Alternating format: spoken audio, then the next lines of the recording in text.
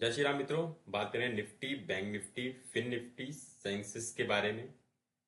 कल तो छुट्टी है, ठीक है। और उसके बाद सोमवार को मतलब शुक्रवार को मार्केट ओपन होगा, तो उस दिन मार्केट चलेगा।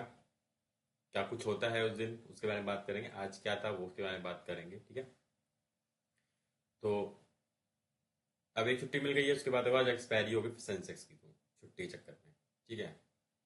तो बात करें, तो सबसे पहले बात करेंगे हम निफ्टी फिफ्टी की। तो निफ्टी फिफ्टी ने आज का हाई लगाया है 236 का, ठीक है। कल के हाई के ऑलमोस्ट बराबर ही था, मतलब ज्यादा खास नहीं था। 233 36 मतलब ऑलमोस्ट उसने बता दिया, इंडिकेट दे दिया है कि हाँ, दो लग गए हैं सेम ऑलमोस्ट हाई। अब फर्दर एक फॉल के चांसेस बनाए जाएंगे यहाँ से। तो यहाँ से तो दो सेम हाई लगे हैं, तो ऑलमोस्ट वही है। तीन एक पॉइंट का अंतर, ज्यादा अंतर नहीं है। तो मुझे यहाँ से साइंस आता है कि अब फर्दर एक फॉल आएगा, जो इस लेवल पे मार्केट को पकड़ने की कोशिश करेगा। 20 की मूविंग एवरेज के पास आएगा टच करने। ये बताएगा कि फर्दर अप ट्रेंड है या फिर मार्केट इन रेंज रहेगा, ठीक है। अगर यहां से टकरा के यहां रुक के ऊपर चला गया, दैट्स मीन कि मार्केट में एक बुलिशनेस थी और फर्दर चला गया। और इसी पर काट के नीचे आ गया और यहां रुक गया और फिर ऊपर चला गया, तो मतलब मार्केट इन रेंज है। और नहीं तो मैंने बताया था 25,700 के नीचे एक बड़ा डाउनफॉल आ सकता है। वो हो सकता है यहाँ पे, और मार्केट को यहाँ तक ला सकता है, ठीक है। अगर 25,700 के नीचे मार्केट रहता है तो। अदरवाइज नॉर्मल है, साइडवेज जाना होने के ज़्यादा चांसेस है, रेंज में रहने के ज़्यादा चांसेस है, ठीक है। ये कुछ दिख रहा है। अब बात करें फर्दर कि ऊपर जाने के लिए, तो ऊपर जाने के लिए 25,300 है, 26,300 है। इसके ऊपर सस्टेन बैठेगा तो ही ऊपर जाएगा, मतलब तब लगेगा कि हाँ यहाँ से जा सकता है ऊपर। अगर यहीं से इसी लेवल से नीचे ना आके ऊपर चला जाए और 300 के ऊपर सस्टेन करके ऊपर जाए तो। नहीं तो फर्दर वही सेम मार्केट एक रेंज में रहेगा।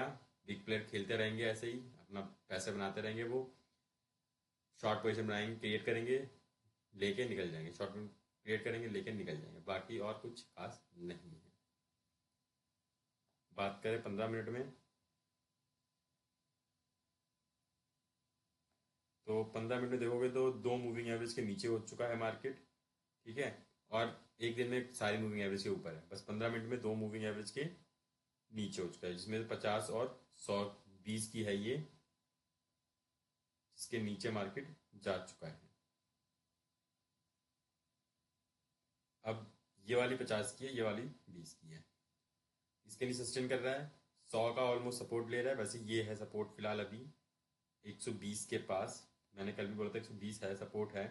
ये टूटेगा तो ऑब्वियस सी बात है, धीरे धीरे करके इसका सपोर्ट लेने की कोशिश करेगा। और ये सपोर्ट नहीं मिलेगा तो फिर डेफिनेटली एक बड़ी कैंडल बना के इस पर सपोर्ट लेने की कोशिश की जाएगी और फिर ऊपर जाएंगे। तो ये फिर टकरा के यहाँ रुकने की कोशिश होगी। फिलहाल अभी मार्केट 100 की मूविंग एवरेज के ऊपर है और अपने सपोर्ट पे सपोर्ट ले रहा है। अच्छी बात, सपोर्ट से ही ले रहा है, सीरियल सपोर्ट ले रहा है। पर ये सपोर्ट कब तक का है वो शुक्रवार को पता लगेगा, ठीक है। चलते हैं इसके ओवाई देख लेते हैं। 30 तारीख की एक्सपायरी है, मंथली एक्सपायरी है वो। और यहाँ से अगर देखोगे 26,000 पे, तो 1.5 करोड़, और यहाँ 71 लाख, ठीक है। तो नॉर्मल है, यहाँ पे डेफिनेटली सपोर्ट मिलेगा ही मिलेगा। अगर गिरता है तो ऊपर देखोगे तो 200 पे ही बना दिया इन्होंने, 1.25 करोड़ से ऊपर का। यहाँ 78 लाख के आसपास है, तो ये थोड़ा सा रेजिस्टेंस बनाएंगे। ये नहीं बनेगा तो डेफिनेटली ये तो है ही रेजिस्टेंस। 1 करोड़ और मात्र 21 लाख है, तो ये तो है ही फिर। तो यहाँ से ये सफर तय करना मुश्किल है, बहुत बड़ी शॉर्ट कवरिंग चाहिए तभी ये हो पाएगा। 26,300 पे रेजिस्टेंस मिल जाएगा, ठीक है। बात करते हैं बैंक निफ्टी की। क्या कुछ बैंक निफ्टी में चल रहा है, तो बैंक निफ्टी में क्या चल रहा है। बैंक निफ्टी ने 20 की मूविंग एवरेज सपोर्ट ले लिया, दिख रहा होगा साफ साफ यहाँ पे, ठीक है। यहाँ से वापस चला गया ऊपर। फिर मुझे लग रहा है वापस से ये एक दो दिन में शुक्रवार को फिर तोड़ने की कोशिश करेगी और नीचे की तरफ आएगी, और हो सकता है इसका सपोर्ट लेने की कोशिश करे। ये कुछ देखने को मिल रहा है मुझे। हो भी सकता है यही होगा, क्योंकि ये फर्दर गिरेगा और नीचे की तरफ फिर से आएगा। 15 मिनट देख लेते हैं क्या कुछ है। तो यहाँ देखोगे तो सारी मूविंग एवरेज के नीचे कामकाज कर रहा है ये। चारों मूविंग एवरेज के नीचे है और RSI 32 से पहुंच चुकी है, तो एक और डिप लग सकता है, हो सकता है ये फर्दर आपको 30 के नीचे जाती हुई दिखाई दे RSI, और 20 के आसपास आ जाए तो हो सकता है वापस से आपको ये कुछ लेवल पे या 59,000 के नीचे भी देखने को मिले बैंक निफ्टी। बात करते हैं ओआई की, इसके क्या कुछ ओआई में चल रहा है। तो एक्सपायरी खट्टी आएगी अब सीधी, तो 59,200 पे है। 59,000 पे देख लो, एक तो 14 लाख और यहाँ 8.5 पौने 9 लाख, और नीचे 58,500 पे देख लो 10 लाख 6.5 लाख, ऊपर 58,500 25 लाख 12 लाख, डबल है। तो ऑब्वियस सी बात है इसी रेंज में रहेगा मार्केट फिलहाल अभी। ये टूट सकती है, ठीक है, ये नहीं लग रहा मुझे ऐसा कुछ खास दिख नहीं रहा है तो ये टूटे।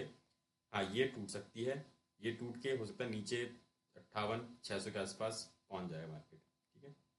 चलते हैं सेंसेक्स देख लेते हैं। सेंसेक्स की एक्सपायरी हो गई है आज, ठीक है, छोटी एक्सपायरी थी, कल छुट्टी है,